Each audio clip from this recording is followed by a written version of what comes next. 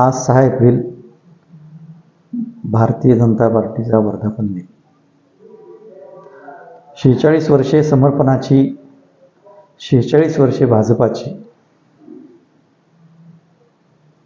आज रोजी 6 एप्रिल 1980 साली माननीय अटल बिहारी वाजपेयी यांच्या नेतृत्वाखाली भारतीय जनता पार्टीची स्थापना झाली. भारतीय जनता पार्टी स्थापना झाल्यानंतर सोलापुरातही भारतीय जनता पार्टीची शाखा निघावी म्हणून आम्ही सगळ्या तरुणांनी, त्यावेळचे आमचे नेते राचेटी वकील, हंपी वकील, बाबूरावजी भोवडे, डॉक्टर पगोळशंकर, रवींद्र राळेस्कर इत्यादींच्या नेतृत्वाखाली आम्ही सगळ्या तरुणांनी सतत प्रयत्न करत होतो. एकदाचे तत्कालीन स्वर्गीय वसंतरावजी भागवत महाराष्ट्र संघटन मंत्री यांचे उपस्थितीत सोलापूरमध्ये बसवंती मंगल कार्यालय येथे सोलापूर भारतीय जनता पार्टीची स्थापना झाल्याची घोषणा झाली. त्यानंतर अधिकृत आमची सदस्य नोंदणी सुरू होऊन ऑक्टोबर 1980 रोजी लोकशाही मार्गाने अध्यक्षपदाची निवडणूक होत असताना ॲडव्होकेट गजानन बसय्या हंपी आणि रवींद्र रामकृष्ण राळेरासकर ह्या दोघांनी फॉर्म भरला. त्यानंतर ॲडव्होकेट राचेटी वकिलांच्या सल्ल्याने रवींद्र राळेस्कर यांनी आपला अर्ज मागे घेतला आणि त्यानंतर अधिकृतपणे लोकशाही मार्गाने ॲडव्होकेट गजानन बसय्या हंपी हे शहर भारतीय जनता पार्टीचे पहिले अध्यक्ष म्हणून निवडून आले. त्यानंतर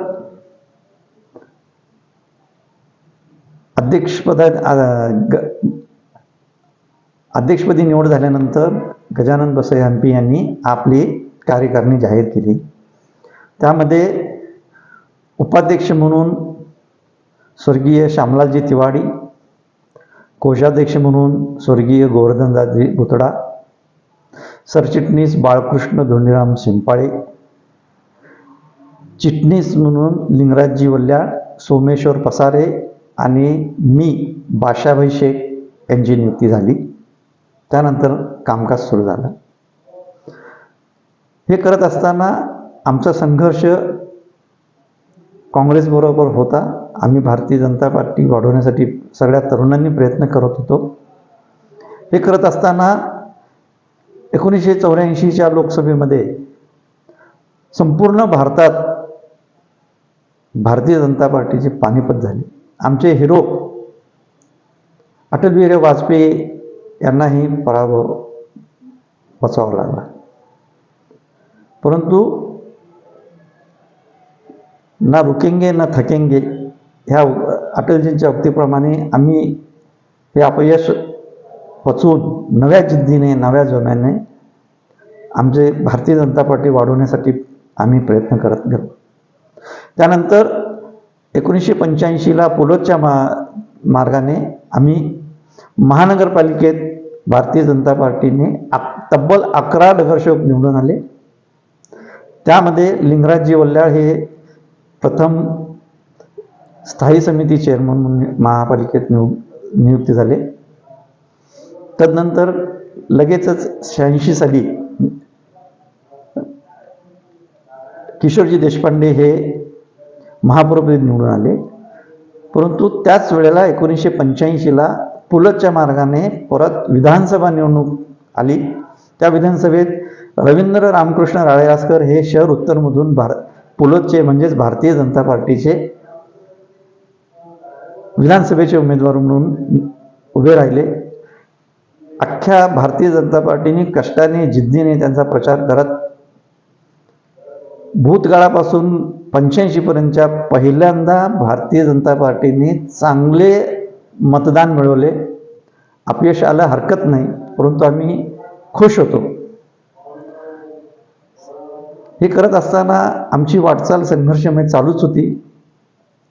1989 साली लिंगराजजी वल्ल्याळ हे लोकसभेला उभा राहिले. अपयश आलं हरकत नाही, परंतु त्याचा फायदा आम्हाला 1990 साली लिंगराजजी वल्ल्याळ हे विधानसभेला उभा राहिले भारतीय जनता पार्टीकडून. पहिल्यांदा लिंगराजजी वल्ल्याळ हे 1990 साली आमदार झाले. लगेचच 91 साली लोकसभेची निवडणूक झाली. गोपीकिसनजी बुतडा हे आमचे लोकसभेचे उमेदवार होते. परंतु निवडून येत असताना परंतु दुर्दैवाने तत्कालीन राजीव गांधी यांची हत्या झाल्याने आम्ही विजयापासून वंचित राहिलो. हे करत असताना तत्पूर्वी आमचे विधान परिषदेसाठी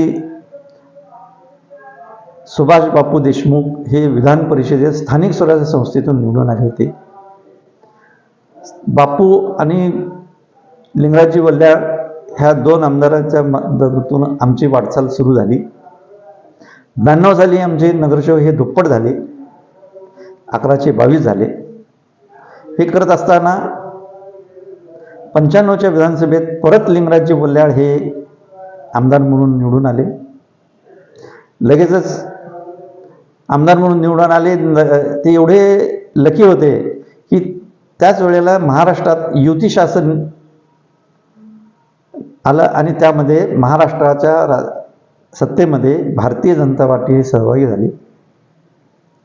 96ला अटल बिहारी वाजपेयी आमचे हे हिरो जे होते ते आमचे गळ्यातील ताईत यांच्या नेतृत्वाखाली आम्ही लोकसभेत निवडून आलो. लोकसभेत सत्ता मिळवली.